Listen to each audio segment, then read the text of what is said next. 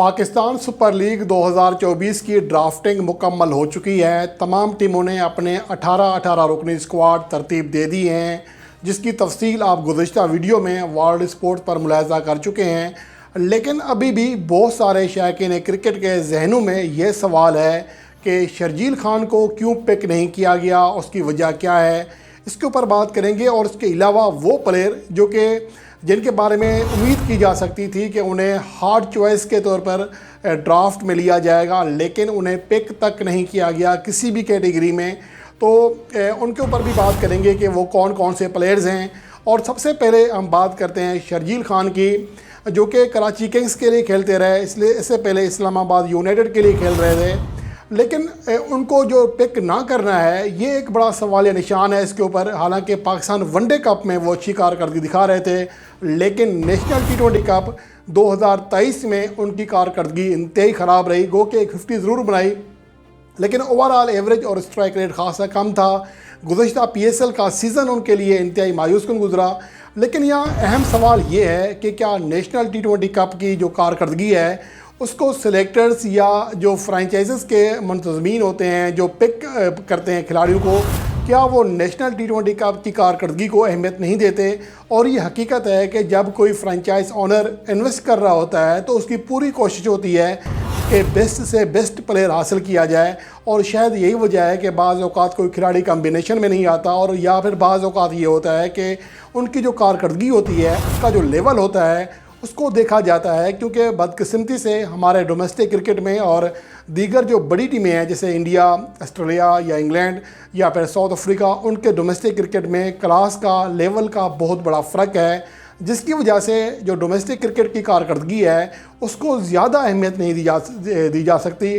अलबत्ता जो Pakistan super league में कारकर्दगी होती है उसमें बड़े स्टार्स होते हैं, बड़ी क्वालिटी क्रिकेट होती है बानिस्बत इसके कि हमारा जो नेशनल T20 कप है, पाकिस्तान वनडे कप है या फिर कायद-ए-आज़म ट्रॉफ़ी है, उसमें बनाए गए मजमूई रन्स को आप कंपेयर नहीं कर सकते जब आप बड़ी टीम के ख़िलाफ़ खेलेंगे। इसकी मिसाल अहमद शहजाद है, जो कि लगातार 4 50 बनाने में कामयाब रहे, लेकिन लाड़काना के ख़िलाफ़ या दीगर छोटी टीमों के ख़िलाफ़ वो रन्स करते हुए दिखाई दिए। और वो टीमें जो कि सुपर 8 में जाने में कामयाब रहीं, उनके ख़िलाफ़ वो बिल्कुल फेल हो गए। और शायद यही वजह है कि उन्हें किसी फ्रेंचाइज ने लिफ्ट नहीं कराई है। लेकिन पहले हम शर्जील खान की ज़रा बात कर लेते हैं कि 2023 का जो उनका सीज़न था इंतहाई मायूसकुन था। 4 इनिंग्स खेले थे, सिर्फ 42 रन किए, 34 उनका बेस्ट स्कोर था, 10 की एवरेज, 110 का स्ट्राइक रेट और 4 चौके 2 छक्के लगा सके थे। ये उनका नाकाम तरीन PSL सीज़न था, जिसकी वजह से कराची किंग्स ने उन्हें रिलीज़ किया, जबकि किसी और टीम ने भी उन्हें पिक नहीं किया। इसके अलावा अगर हम 2023 की बात करें, इसी साल की, तो उनकी कारकर्दगी ज़्यादा बेहतर नहीं रही है। 10 इनिंग्स में सिर्फ 132 रन बना सके, 150 स्कोर की 53 रन की सूरत में, 13 की एवरेज और 108 का स्ट्राइक रेट रहा। पूरे साल में खेली गई 10 इनिंग्स में सिर्फ 11 चौके और 9 छक्के लगा सके हैं। तो ओवरऑल ये उनकी कारकर्दगी है, जिसकी वजह से जो किसी फ्रेंचाइज़ के जो सिलेक्टर्स हैं उन्होंने शर्जील खान के ऊपर ज़्यादा फोकस नहीं किया। अलबत्ता उनकी हालिया जो नेशनल T20 कप की परफॉर्मेंस है उसमें 150 ज़रूर बनाने में कामयाब रहे, जो कि पूरे साल में उनकी 150 थी, लेकिन इसमें उनकी मजमूई एवरेज फिर भी 22 की रही, स्ट्राइक रेट 122 का रहा, 4 चौके और 6 छक्के लगा सके, तो जिसकी वजह से शर्जील खान को पिक नहीं किया गया। अलबत्ता इस बात का इम्कान ज़रूर है कि अगर कोई खुदा ना करे या ऐसी सूरत पैदा होती है कि कोई खिलाड़ी अनफिट हो जाए या फिर कोई खिलाड़ी टीम छोड़ जाए किसी और वजह से, किसी को वापस जाना पड़े, अगर किसी को ओपनर में ज़रूरत पड़ी तो शायद शर्जील खान को बाद में शामिल किया जा सकेगा। लेकिन इब्तदाई तौर पर शर्जील खान PSL 2024 से मुकम्मल तौर पर बाहर हो चुके हैं। इसके अलावा जो दूसरा बड़ा खिलाड़ी है जिसकी उम्मीद कर सकते थे उन्हें पिक किया जाएगा, वो हैदर अली थे। गो कि उनकी कारकर्दगी में तसलसल भी नहीं है, अच्छी भी नहीं है, लेकिन उन्हें शायद ओवररेट कर दिया गया था।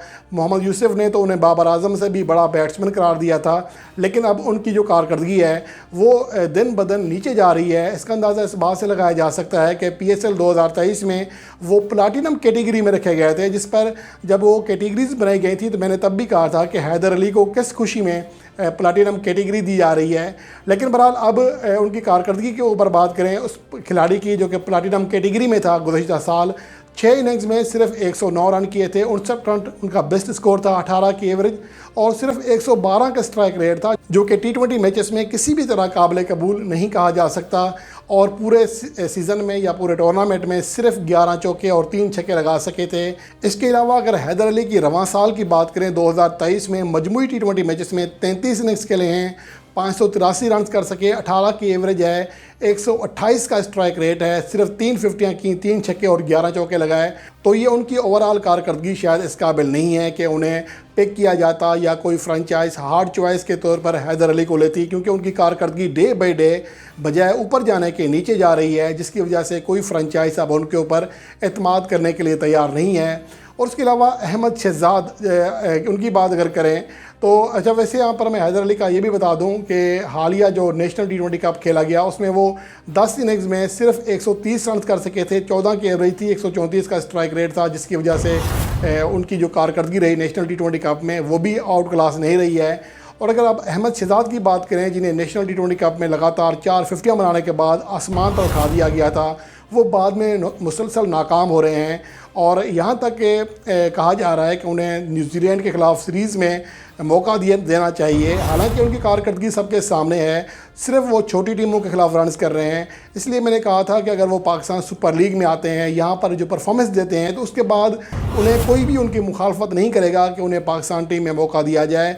लेकिन छोटी टीमों के खिलाफ नेशनल टी20 कप में 50 बनाने के बाद उन्हें डायरेक्ट पाकिस्तान टीम में नहीं लाना चाहिए। और शायद यही वजह है कि जो स्टेट्स हैं, जो टीमों के खिलाफ किन टीमों के खिलाफ कितना खेले, कितने रन्स किए, उसको देखकर ही किसी फ्रेंचाइज ने ड्राफ्ट में अहमद शहजाद को पिक नहीं किया। और अगर उनकी कारकर्दगी देखें रवां साल पूरे सीज़न में, तो 12 इनिंग्स खेले हैं, 367 रन बनाए, 81 उनका बेस्ट स्कोर रहा, 36 की एवरेज है, 128 का स्ट्राइक रेट है, जो कि डोमेस्टिक नेशनल टी20 कप में खासा कम स्ट्राइक रेट है। इसके मुकाबले में साहबजादा फरहान, जिन्हें ज़्यादा शोहरत नहीं मिल सकी है इंटरनेशनल लेवल पर या कौमी लेवल पर, वो 178 के स्ट्राइक रेट से खेल रहे थे, उनके मुकाबले में 128 का स्ट्राइक रेट निहायत ही कम है। और ये वो स्ट्राइक रेट है जिसके ऊपर हम तनकीद करते हैं बाबर आजम के ऊपर, रिजवान के ऊपर के, और वो भी इंटरनेशनल मैचों में या टी20 वर्ल्ड कप के मैचेस में, कि इनका स्ट्राइक रेट खासा कम है। तो ये चीज़ें फिर हमें सोचना पड़ेंगी कि नेशनल टी20 कप के 128 के स्ट्राइक रेट को इंटरनेशनल मैचेस के 130 के स्ट्राइक रेट पर कैसे अहमियत दी जा सकती है। तो शायद यही वजह है कि अहमद शहजाद को पिक नहीं किया गया। अहमद शहजाद का अगर PSL कैरियर देखें तो ज़्यादा बेहतर वो भी नहीं है। 26 की एवरेज है, 120 का स्ट्राइक रेट है, मजमूई तौर पर 43 बार उन्हें बैटिंग करने का मौका मिला, 1077 रन बनाने में कामयाब रहे, 32 छक्के और 108 चौके लगाए, 9 फिफ्टियाँ बनाई। जबकि उनका जो आखिरी सीज़न था PSL में वो 2020 था, जैसे कि 7 इनिंग्स में वो सिर्फ 61 रन बना सके थे, 12 उनका बेस्ट स्कोर था, 8 की एवरेज थी, 95 का स्ट्राइक रेट था, जिसकी वजह से उन्हें दोबारा कभी PSL में नहीं लाया गया। किसी भी टीम ने नहीं लिया, 2021 में ना 2022 में और ना 2023 में, और अब 2024 में भी किसी ने उनको पिक नहीं किया। तो इसका मतलब ये है कि PSL में अब उनका कैरियर एक तरह से एंड होने के करीब है। उसके अलावा अगर बात करें उमर अकमल की, तो उमर अकमल एक तो PSL का गुज़िश्ता सीज़न किसी हद तक बेहतर खेलने में ज़रूर कामयाब रहे थे तेज़ बैटिंग की वजह से, लेकिन ओवरऑल उनकी कारकर्दगी में भी तसलसल नहीं था। 5 इनिंग्स में 95 रन कर सके, 43 रन की एक धुआंधार इनिंग्स ज़रूर खेली थी, लेकिन मजमूई तौर पर उनकी एवरेज जो है वो 23 की रही और 186 स्ट्राइक रेट रहा, 7 चौके और 8 छक्के लगाए। तो ये वो खिलाड़ी हैं जिन्हें पिक करना चाहिए था, लेकिन पिक नहीं किया गया। शर्जील खान, अहमद शहजाद, उमर अकमल, हैदर अली, दानिश अजीज़, मुबस्सर खान, अरशद इकबाल और मोहम्मद हुरेरा, इनके बारे में शायद किसी हद तक कहा जा सकता है कि उम्मीद की जा सकती थी कि इनको पिक किया जाएगा, लेकिन किसी ने पिक नहीं किया। और अगर इंटरनेशनल स्टार्स की बात करें तो उनमें रहमानुल्लाह गुरबाज, जो कि इस्लामाबाद यूनाइटेड के लिए खेलते हैं, अफ़गानिस्तान के जहर मिजाज ओपनिंग बैट्समैन हैं, उन्हें भी किसी ने पिक नहीं किया। आश्टन अगर को किसी ने पिक नहीं किया। दासन शनाका, बेन डेकेट और उसके अलावा मुजीबुर रहमान, महीश थिकशाना, ये वो बड़े खिलाड़ी थे जो कि हालिया अरसे में टी20 फॉर्मेट में अपनी अहमियत मनवा चुके हैं, लेकिन किसी भी फ्रेंचाइज़ ने उन्हें PSL 2024 के ड्राफ्ट में पिक नहीं किया और अपने स्क्वाड का हिस्सा नहीं बनाया। तो ये चंद ऐसी सिलेक्शन थी या जो हुई हैं या फिर नहीं हुई हैं जिनके बारे में तवक्को थी।